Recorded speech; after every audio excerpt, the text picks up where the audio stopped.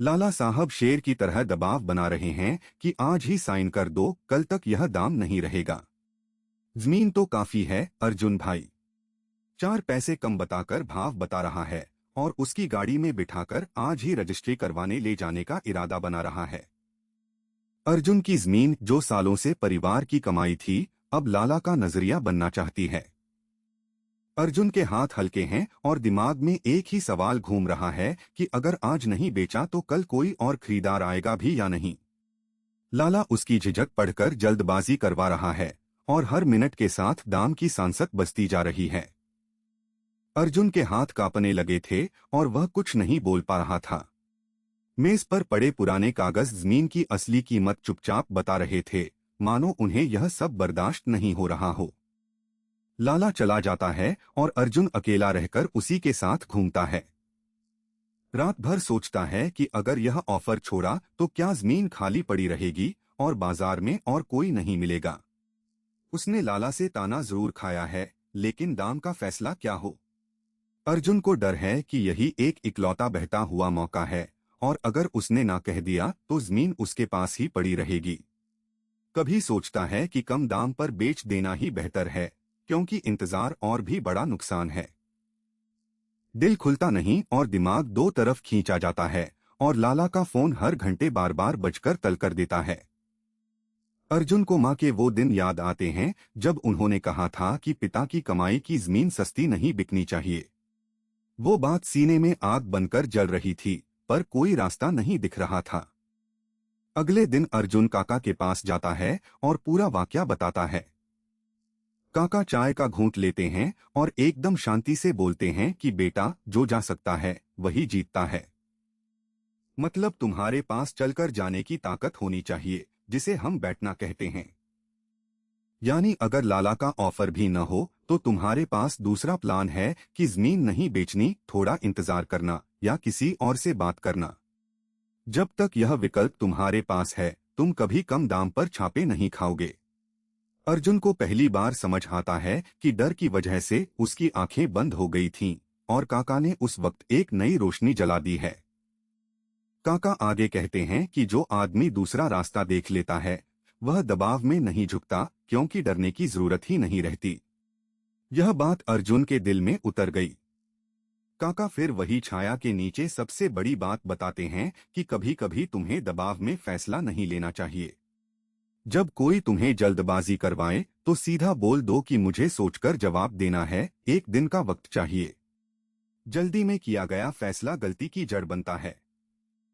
लाला जल्दबाजी इसलिए करवा रहा है क्योंकि उसे पता है कि वक्त तुम्हारे लिए मायने रखता है और यही उसकी ताकत है।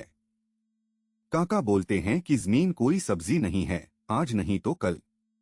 वक्त मांगकर अपनी शांति बनाओ, नंबर देखो। और लाला को भी समझ आता है कि इस आदमी को छेड़ना आसान नहीं है। अर्जुन के दिल का बोझ कुछ कम हो जाता है।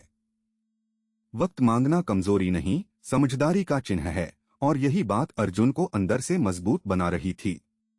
उसी शाम अर्जुन अपनी मेज पर बैठकर अपने नंबर लिखता है, जमीन का बाजार भाव, उसके परिवार की असली कीमत और सबसे बढ़कर अपनी तय सीमा, जिसके नीचे वह नहीं बेच सकता।